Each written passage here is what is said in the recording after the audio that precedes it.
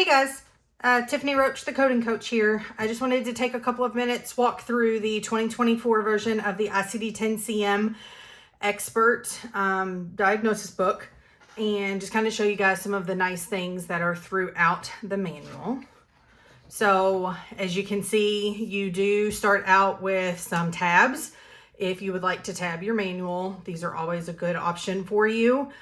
You can use other versions of the tabs that you can get on Etsy, on Amazon, and all of the other things for the CPC exam with AAPC. You'll see a couple of different ads as you flip through here. And then the very first thing that's very nice is you have your table of contents that will tell you what page all of your chapters start on, things along those lines. The next thing is going to be the introduction to your ICD-10 guidelines. Okay, so these are going to be for reporting year of 2024. You can see that they do go through September 30th, 2024. So as of October 1st, 2024, they will be for the fiscal year of 2025. This page and these next couple pages, or the next page for the table of contents for your guidelines, are very nice, because whenever you have your references that are listed out, such as 1C, 2A, then you can use your guidelines to tell you section 1. Letter C is for your chapter-specific coding guidelines. Chapter 2 is going to be for your neoplasms. And then letter A is if you have an admission encounter for the treatment of your primary site. And then you can go to page G10. And your 2A is going to be found over here, again, for your admission or encounter for your primary site. After you have your guidelines, so you do have quite a few pages of your guidelines in here, and that includes all of your chapter-specific guidelines. Plus, if you are in any other setting other than a professional setting, you've got your outpatient services. You also have present on admission for your inpatient stays and things along those lines. Next, you'll have just a preface that tells you a little bit about ICD-10. This chapter here, this paragraph here, is pretty important because you might have questions about the background of ICD-10-CM. And then after that, you have your symbols and your conventions. So if you don't remember what some of your symbols or conventions stand for, such as like an N is for newborn, the codes with the circle mean that it's a new code. Any revised text is going to be those triangles that face each other, and some examples like that. And then the really nice thing about AAPCs is they do have some really good anatomic illustrations that you can make notes for your anatomy and med term section that you might have questions on. So these are really good options, or very good, not options, but more nice just anatomic illustrations for you to help kind of guide you when it comes to terms of those anatomy questions. And then the very important index to diseases and injuries, okay? So your index to diseases and injuries, this is what most people will call the alphabetical index, okay?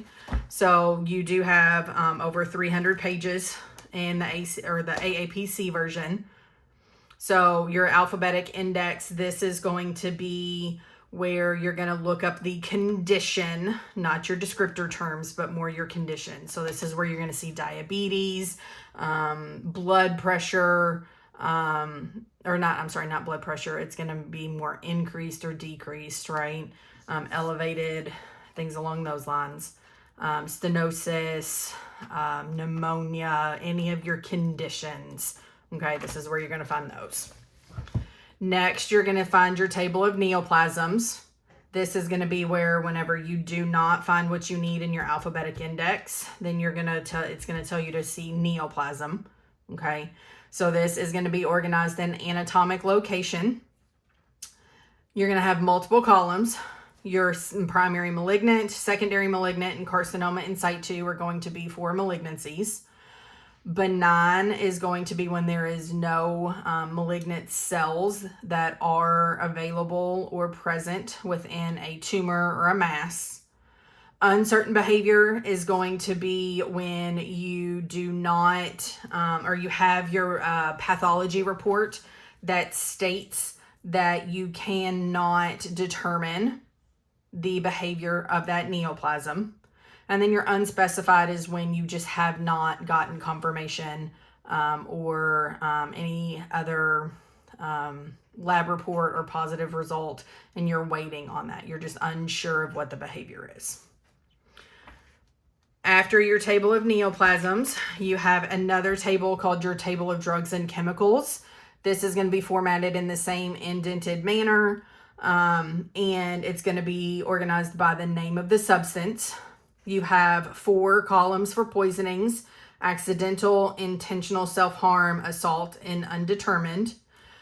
Your adverse effects are going to be whenever you have basically a symptom that arises as a result of taking your medication or drug.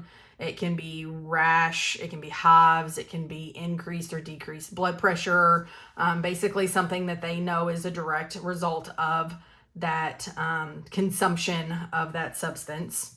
And then underdosing is going to be whenever you are not taking enough of the medication that is prescribed for a certain condition. Your underdosing code should never be your first listed code, and that is based on your guidelines, because you should always have the condition that you are taking said medication for as your first listed or primary diagnosis. After your table of drugs and chemicals, you have your external causes of injuries. So this is going to be not the injury that occurred, but how the injury occurred. So it's going to tell us what they were doing, how they were doing it, if it was accidental, if they were a civilian or military, things along those lines. So they were riding a skateboard, they fell off of a bike, they were playing football, things along those lines. So again, not what is the injury, but more how did it occur and things along those lines.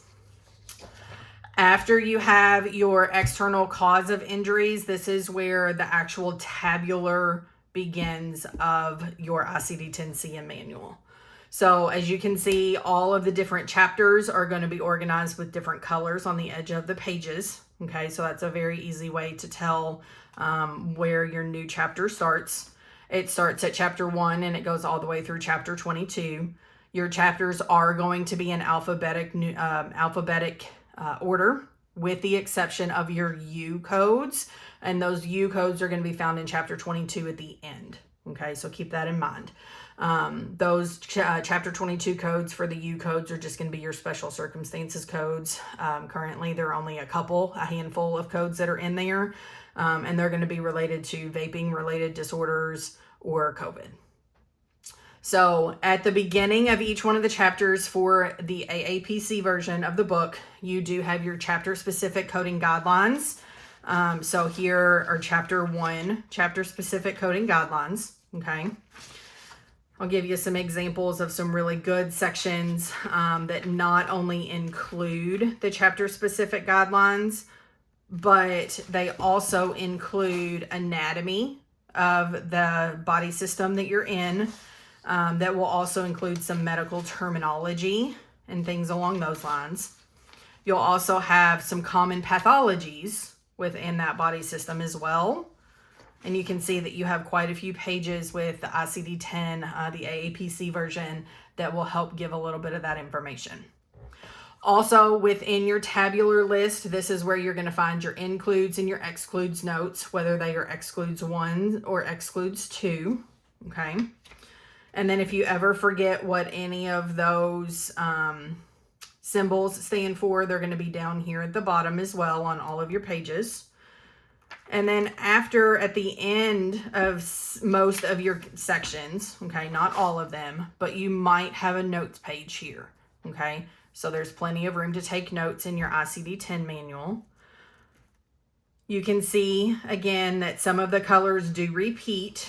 Okay, so chapter 16 and chapter 18 have the same color, but they've got a color separating them. So that's very nice, again, to help kind of put everything together and you know, visually just space them out. Also at the very end, so you've got your chapter 22 codes that are your U codes again, but then your appendix A gives you codes for long-term use of drugs. So that will help you determine what Z code you need to use if you have a medication for that long term. You also have a summary of any changes from the previous year to this year. That's going to be your appendix B. And then you also have some converted to parent codes here within that additions and deletions section. And then you have some more adds. And then you have note pages all the way at the very end. Okay, so this is a really good resource. Like I said, this is the 2024 ICD-10-CM expert version. So if you are sitting for the CPC exam, this is a very good book to have. Like I said, it's geared towards how some of your questions and things are going to be worded. So if you have any questions, don't hesitate to reach out, and I look forward to talking to everybody soon. Thank you.